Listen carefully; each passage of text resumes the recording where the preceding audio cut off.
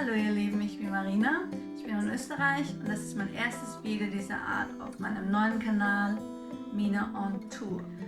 Da das mein erstes Video ist und ich in dieser ganzen Videogeschichte komplett neu durchstarte, bitte seid ein bisschen nachsichtig. Ich habe nicht viel zu lernen, von daher die Lernkurve ist hoffentlich eine steile. Und wenn euch das Video gefallen hat, lasst ein Like da, abonniert meinen frischen neuen Kanal, dann sehen wir uns in Zukunft öfter. So, zu meinen Vorhaben. Ich will im Dezember 22 den Jakobsweg gehen. Von Porto nach Santiago in ca. 12-13 Tagen. Das sind ungefähr 260-270 Kilometer Off-Season. Ich habe noch nichts vorgebucht, bis auf meine erste Unterkunft und meinen Hinflug. Und der Rest ist, was sich ergibt. Für dieses Vorhaben haben wir vorab schon die Bueno Camino App runtergeladen, haben mir einen groben Etappenplan angelegt, damit ich mal ungefähr weiß, okay, wie lange wir die ungefähr brauchen. Vor allem, ich bin Off-Season, also Ende Dezember. Es wird viel zu haben, es wird das Wetter halt auch wechselhaft sein, zwischen sagen wir 17 und 13 Grad am Tag. Es wird definitiv irgendwann regnen, es wird die Sonne scheinen und es wird definitiv der Wind gehen. Von daher hat man wettertechnisch sehr viel dabei, wie mein Rucksack ist und trotzdem leicht halten. Und das schauen wir uns jetzt an.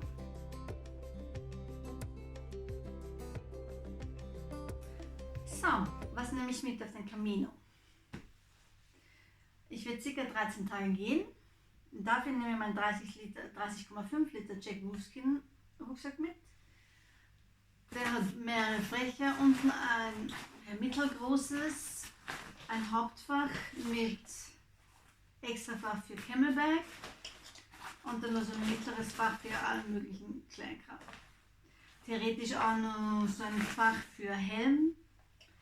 Brauche ich zwar nicht, aber passt schon. Und dann hat er noch seitlich diese kleinen Taschen für Getränkeflaschen und ein extra Fach für die Regenhaube in Neon Orange.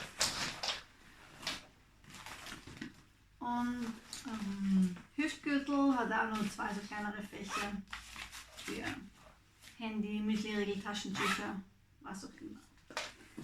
So. Das ist mein Rucksack. Was extra dazu kommt, mein Fanny Bag, meine Hüfttasche oder Umhängetasche oder mit dem Zusatzgurt, den man da auf dem Rucksack befestigen kann.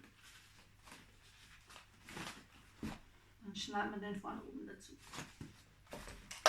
Ist ohne Gurt auch als Klatsch zu verwenden, hat mehrere Fächer. Für Pass, Pilgerpass, Maske, Müsli-Riegel, Geldbörse.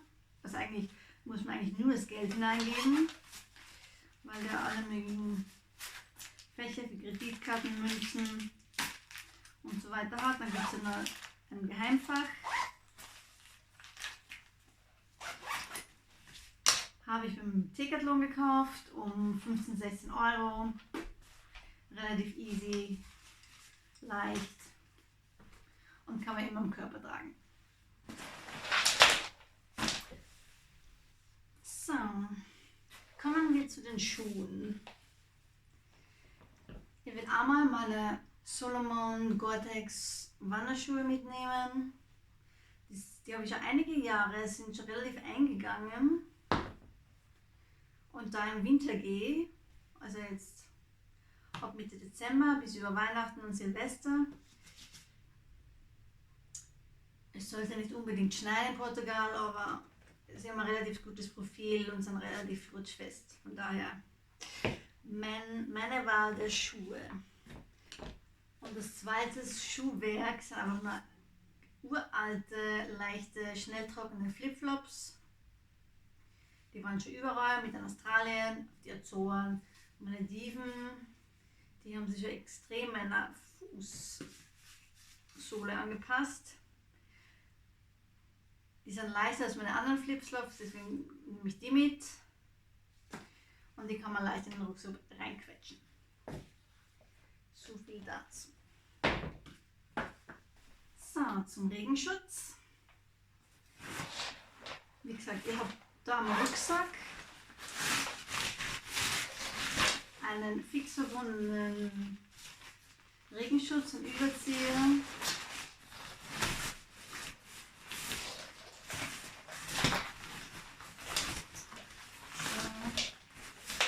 So, ganz drüber. Nähen ist auch gut, weil bei mir irgendwie alles schwarz oder blau ist. Somit feuer bei schlechterem Wetter leichter auf.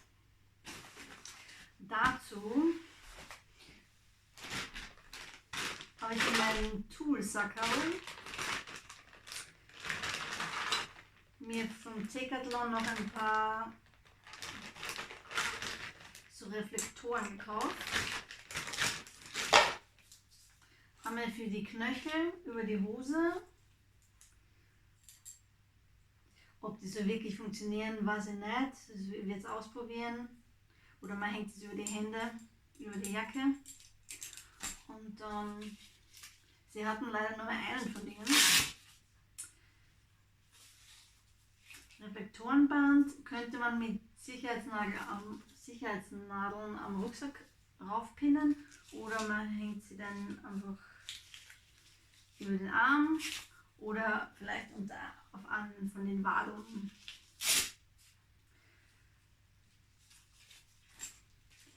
So, das ist gut, weil mein Regenponcho, ein Miltec Regenponcho, den könnte man als Notzelt oder als Tarp auch verwenden. Der ist halt bei mir auch schwarz. Da ist ein kleines Netz drinnen. Relativ groß, riecht, weil er relativ neu ist, immer nur noch Babyplanschbecken. Mit Kapuze.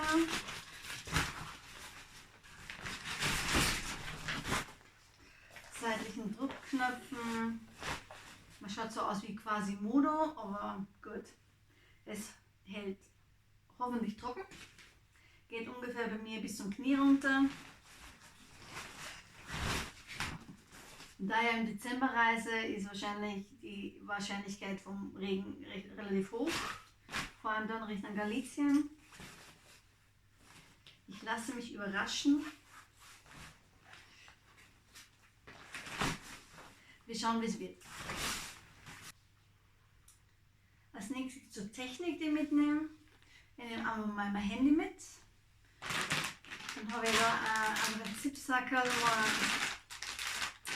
mit Handyladegerät, Akkus für die Spiegelreflexkamera, über eine Stirnlampe mit.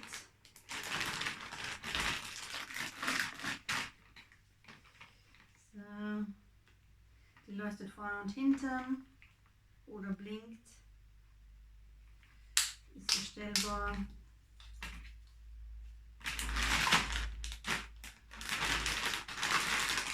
Dann gibt es für Speicherkarten, Akku, ich habe nur meine Smartwatch mit Schrittzähler und dann meine Canon 80D Spiegelreflexkamera mit der 50 mm. Die wiegt, also das ist eines der schwersten Dinge, die ich mitnehme, ein bisschen über 900 Gramm.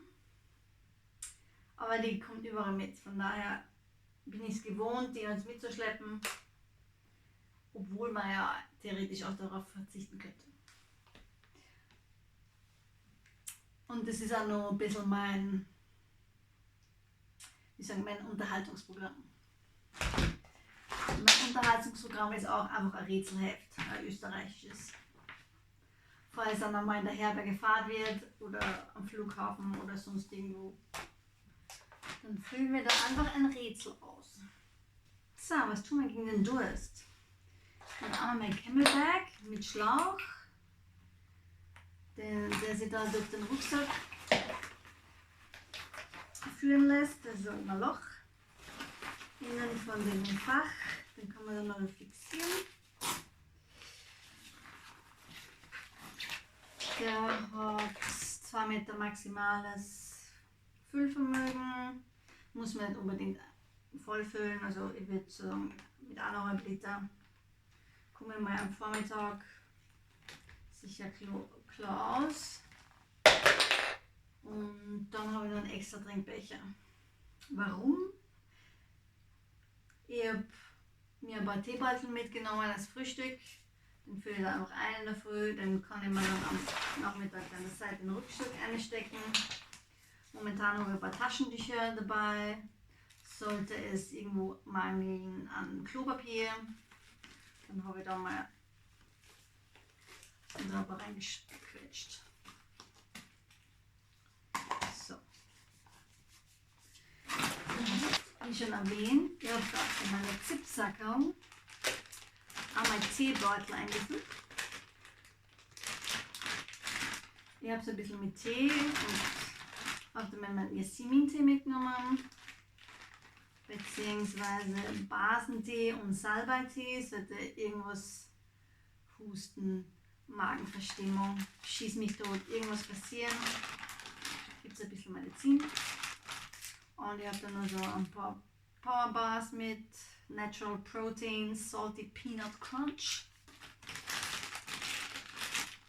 Für die allernötigste Notration sollte wirklich mal irgendwas zu haben. Vor allem dann über die Feiertage. Dann gibt es so wenigstens irgendwie Backup-Nahrung. Weil hangry durch die Gegend ziehen mag ich gar nicht. Dann ein Sacker mit 300 Gramm 3-Minuten-Porridge mit Äpfel. Da braucht man einfach nur heißes Wasser drauf, 3 Minuten warten und dann kann man das so schlemmen. In Summe, glaube ich, habe ich 450 Gramm von diesen. Könnte man sich sparen, könnte man von meinen 7,50 Kilo, was ich momentan Tutti komplette habe, definitiv reduzieren. Ich habe mehr als meine 10% Körpergewicht mit, wobei das wieder jeden Tag weniger. Von daher, nach einer halben Woche ist es normalerweise weg. Aber ich habe lieber was mit, just in case. Am 25. Dezember ist alles zu. Das wäre nicht so prickelnd. So, dann kann man das packen. Das soweit zum Trinken und zum Fressi. Alles andere gibt es am Weg mit Pilgermenüs, Restaurants, Café, Bars, whatever. Ja. So, was nehme ich mit, wenn es mal drückt? So. Da habe ich zum einen einmal Thermocare. Sollte mir der Rücken irgendwie wehtun oder wenn es wirklich mal arschkalt ist, dann hängt man sich das rum und macht es wenigstens warm um die Leibesmitte. Eine Packung. Wie gesagt, ich gehe im Winter, wer weiß, was passiert. So, mein Medikit im Sackerl. Da ist jetzt drinnen einmal Tape für Blasen.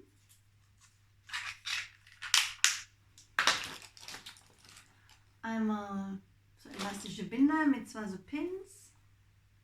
Für Knie, Ellbogen, was auch immer. So. Knacksen. Einmal 3 Pack Samarin, also Basenpulver. Einmal Ibuprofen für irgendwelche Entzündungsgeschichten. Das ist Neoangin, also Halsweh technisch unterwegs.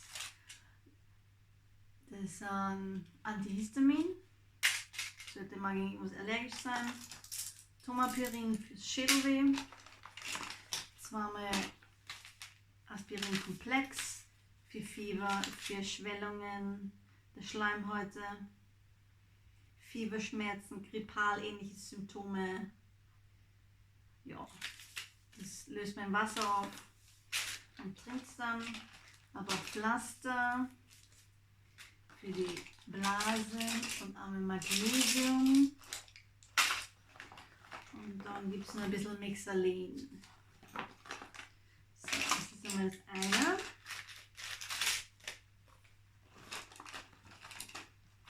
Wie gesagt, ich habe überall ein bisschen was man halt, ja, was halt eher auftreten kann. Wenn man mehr braucht, geht man dort irgendwo in die Pharmazie und holt sich was. So. Dann stecken wir das so rein.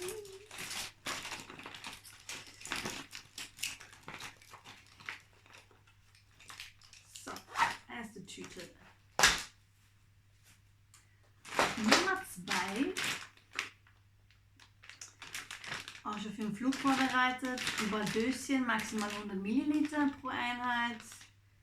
Es sind dann nicht mehr als 10. Da ist einmal Mini-Deo, Mini-Desinfektionsspray, Mini-Parfum ohne Deckel, Mini-Zahnpasta.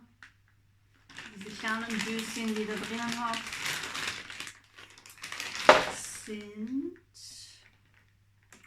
Voltadol-Creme im kleinen Gebinde. Falls an die Schulterschmerzen, das Knie kurz eingeschmiert, die wärmt dann quasi den Bereich auf und löst offensichtlich das Problem. Einmal Vaseline für die Füße zum 2-mal am Tag einschmieren. Was ich so gesehen habe auf YouTube, viele schmieren es einmal in der Früh ein und dann beziehungsweise am Abend nach dem Duschen, damit die Haut immer schön geschmeidig bleibt. Die Zahnpasta. Dann habe ich noch Iberogast bei Magen-Darm-Erkrankungen, Krämpfe, Schmerzen, Völlegefühl, Reizmagen. Mal schauen, ob man es bringt. Ob man es braucht, ich nehme es einmal mit und hoffentlich bringt es dann was.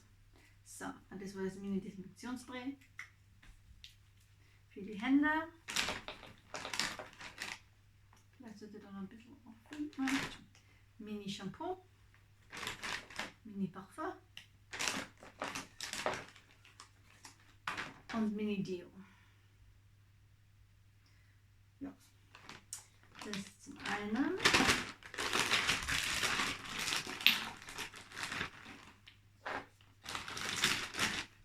Gleich für den Flug richtig verpackt. Durch das, dass ich eher unter 8 Kilo bin und der Rucksack nicht groß bin, habe ich sowieso noch Handgepäck.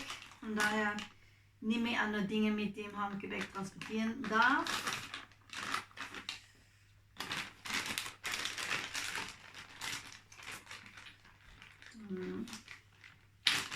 Aber ich brauche nicht mehr, von daher ist es das. Dann habe ich noch so ein kleines Sackerl mit allen möglichen Gadgets, die man eventuell brauchen könnte. So meine Reflektoren-Dinger, Zahnbürste, Wimperntusche, ein Döschen mit Seife für Body und Wäsche. Jetzt haben wir ein Döschen eingepackt. So. Das spart mir auch das Duschgel. Wieder keine Flüssigkeit. Ein Mini-Wimperntusche, also eine Wimpern, wie heißt denn das? Schon wissen. So, dann habe ich da nur so einen S-Haken. Ich hoffe, den nehmen wir am Flughafen nicht ab, weil der hat eine Spitze auf der anderen Seite. Im Fall, man müsste in der Dusche irgendwo was aufhängen und es fehlen irgendwie Haken, weil die schon weggebrochen sind. Oder man ist irgendwie in der Herberge im Stockbett Man muss irgendwie mal durchfädeln. Dann habe ich da auch noch einen Karabiner. Und 2 so Kluppen. So. Einmal Kopfhörer. Ich habe da Kopfhörer, die mit Schnur sind. So kleine, ja, die kann man sich da um den Hals hängen. Ein Döschen. Und dann habe ich noch eine Nadel mit Faden mitgenommen. Das hat sich auch verfangen. Und ein Mini-Schweizer Messer, Schrägstrich Manikürset. Da ist nämlich eine kleine Schere dabei, ein Öffner. Ob der so richtig funktioniert, weiß ich nicht. Mit einem Mini-Schraubenzieher, ein Messer. Dann ist da drin eine Pinzette und ein Kugelschreiber. Beziehungsweise,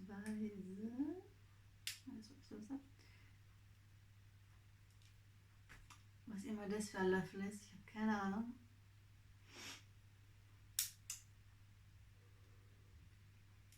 Ein Lineal. Es ist irgendwie, weiß ich nicht, recht manikürmäßig. So ein kleines Säbelmesser. Das ist relativ scharf. Wenn man irgendwie Obst aufschneidet, und dann gibt es da noch eine Nagelfeile. Eine Nadel für eventuelle Blasen. Und dann noch so ein Bunch von Sicherheitsnadeln. Sollte man irgendwelche Socken nicht trocken werden über Nacht, dann kann man sie am Rucksack raufpinnen und marschiert dann los. So, das ist mein Toolkit-Sackerl. Und dann kann ich gleich noch erwähnen, weil das jetzt ganz gut passt. Ah ja, ich habe dann noch einmal einen Stein mitgenommen von daheim, den habe ich ein bisschen verziert. Den kann ich dort dann irgendwo platzieren, als Symbol, dass man seine Last dort ablegt. Sollte man welche haben. Schauen wir mal. Ich muss jetzt noch 1,5 Tage arbeiten, von daher, wer weiß, was sich da noch ansteht. Und dann ein Mikrofaser-Duschtuch. Da ist zum Beispiel so ein Haken. Da könnte man da diesen S-Haken da irgendwo hinhängen. Es ist relativ groß. Eher von den Handtüchern, das ist jetzt 180 auf 90 ein kleines Handtuch, aber das lasse ich da haben. 1,80, 90, also da kann man sich schon super einwickeln. Es ist zwar nicht sehr saugfähig wie ein Frotté-Handtuch, aber es ist halt relativ klein vom Packmaß und trocknet halt schneller als ein normales. Deswegen kommt es mit. So, wie schlafen wir? Ich habe mir auf der Camino-App laut Etappenplan herausgesucht, eher natürlich Pilgerherbergen. Es sind ein paar Hostels dabei und je nachdem, was dann wirklich offen hat vor Ort, eventuell die eine andere Pension oder vielleicht auch ein Hotel. Mal schauen. Aber für die Herbergen grundsätzlich nehme ich mit meinen kleinen Outdoor-Schlafsack. Der hat Komforttemperatur 15 bis 25 Grad, er hat 800 Gramm. Ich habe ihn daheim Probe gelegen. Er ist relativ bequem.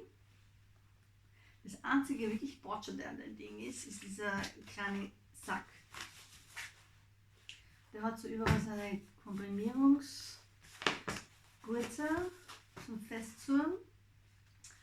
Aber bei dem rundherum gibt es das nicht. Und das ist das Beschissene daran. Den muss man so klein zusammenquetschen und bricht sich von den Daumen dann zusammenrollen. Und dann muss man den durch diesen engen Gurt durchpferchen. Das ist ein Dreck.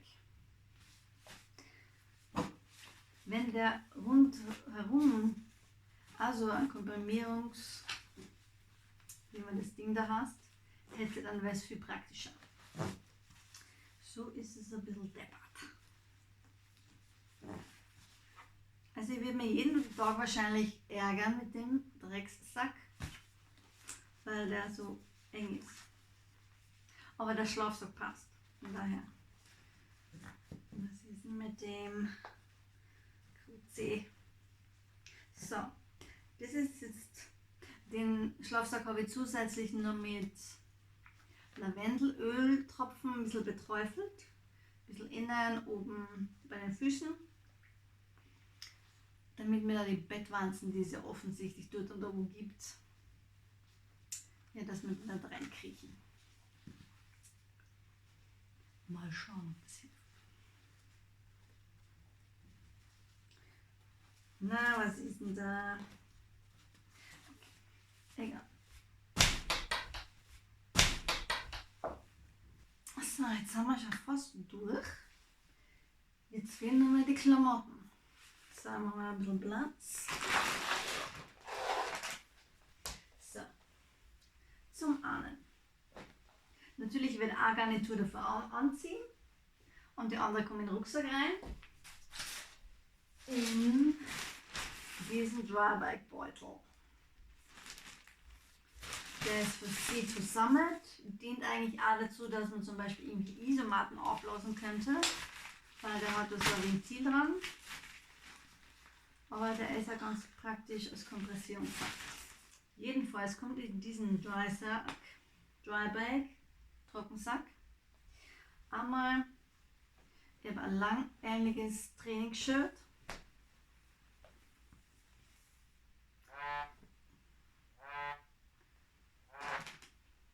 Ich muss mich bewegen, sagt mir Uhr. So. Einmal dieses langärmelige Shirt wieder schwarz. 4 Arme mitten unten drunter. Darunter dann einmal Trainingsshirt, relativ dünn und leicht, schnell, es trocknet schnell. Ein Tanktop in schwarz, das wird ihr wahrscheinlich im Flug anziehen. Dann habe ich ein zweites Tanktop in blau. Das trägt man auch relativ schnell, das ist ein Trainingsshirt. Das ist ein bisschen schwerer, ist das schwarze. Somit 3 Shirts. 2 kurzärmelig, ein langärmeliges. Kann man übereinander ziehen. Zwiebellook. Passt. So. Dann habe ich 3 Socken mit. Ein normales Paar Socken, das ziehe ich am Flug an, also hin und retour. Vielleicht am Abend, wenn man essen geht. Dann ist das mein normales Paar Socken. Und dann habe ich 2 Sommer-Wandersocken. Sommer, weil ich finde die extrem warm. Auch im Winter. So.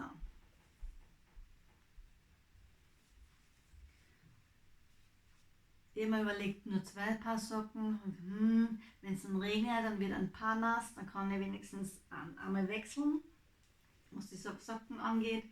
Wenn einmal eins nicht trocken wird über Nacht, dann hängt man halt ein paar an die Sicherheitsnadel am Rucksack. Dann baumelt es da den ganzen Tag herum und trocknet hoffentlich bis am Abend. Somit immer ein paar Socken an und 2 im Rucksack. Einmal blau, 2 schwarz. So. Oben drüber, über die Socke, einmal Jack Wolfskin Trekkinghose, lang. Die hat ein paar Seitentaschen mit Zip. Das ist meine generelle Wanderhose. Die ist winddicht, bis zu einem gewissen Teil wasserabweisend. Also es Starkregen heute nicht aus, aber die war mit in Schottland und in Irland und da war also okay. Die ist erprobt und getestet für meine Bedürfnisse.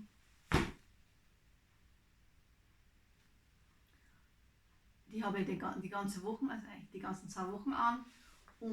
Aber falls es wirklich kalt wird, habe ich dann noch eine Thermostrumpfhose. So, was habe ich noch? Unterwäsche, einfach 3 Paar, davon ziehe ich 1 an. Slips, also keine Ballmuslits, die trocknen relativ frisch oder relativ rasch. Arme Spitzenhöschen, weil, Entschuldigung, ich bin keine 12 Jahre alt. Einen gewissen Standard muss man sich halt bewahren.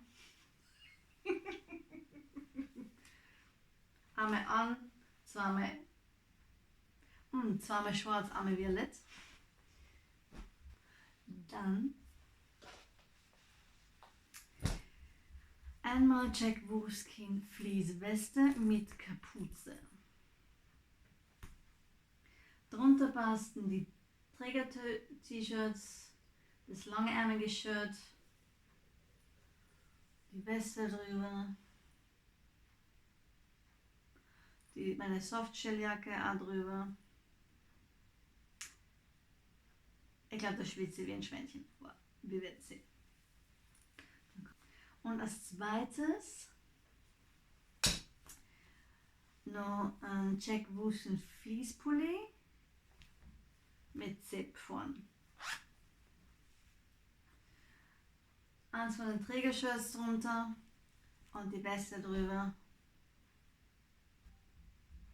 Ich habe noch eine Hose mit zum Marschieren, aber ich nehme mir eine Jeans mit. Lang. Warum? Die ziehe ich an, wenn ich Anreisetag, Abreisetag, mein Extratag, den ich dann mit dranhänge nach dem Camino. Die kann ich am Abend anziehen, wenn ich essen gehe. Und es sind auch freie Tage. Ich bin halt mit der Trekking-Kluft dann am 24., 25.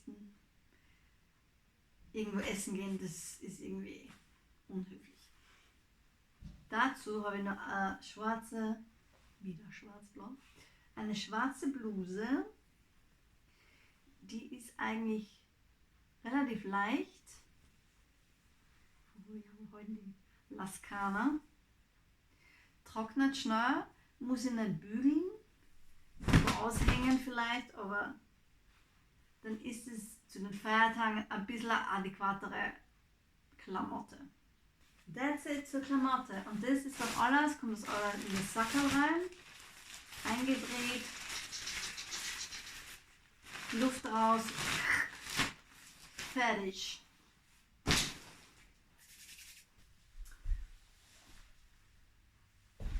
So, jetzt packen wir alles ein.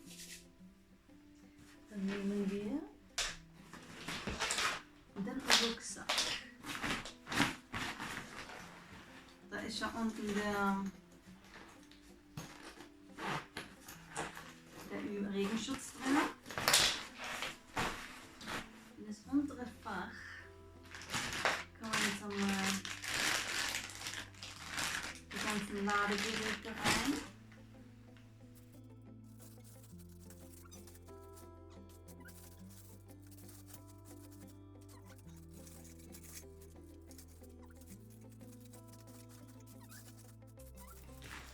Am Flughafen, ich packe mal das unten rein mit den Flüssigkeiten, dann habe ich das gleich bei der Hand und muss nicht da alles aufreißen.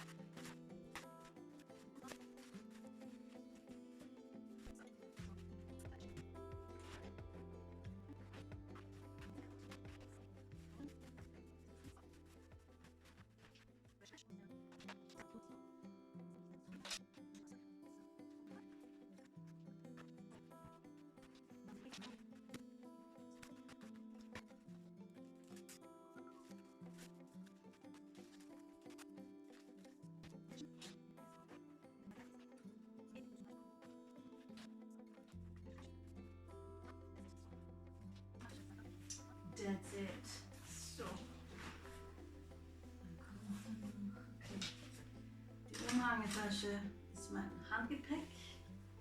Ziehe ich an. Cappy ziehe ich an. Buff hänge ich mir um.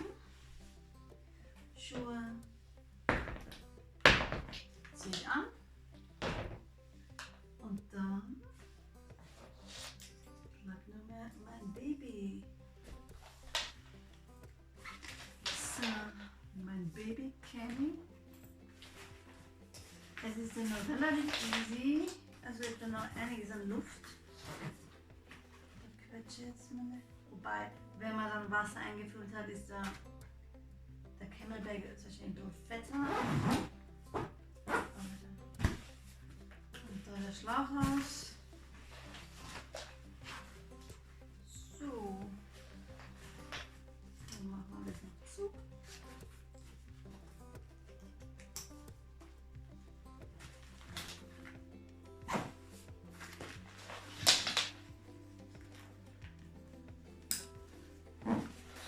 That's it. 30,5 Liter perfekt ausgenutzt. Sogar noch ein bisschen Luft für vielleicht 2-3 Äpfel. Whatever, was auch immer. Ich habe da noch ein bisschen Luft, ich kann da noch was reinquetschen.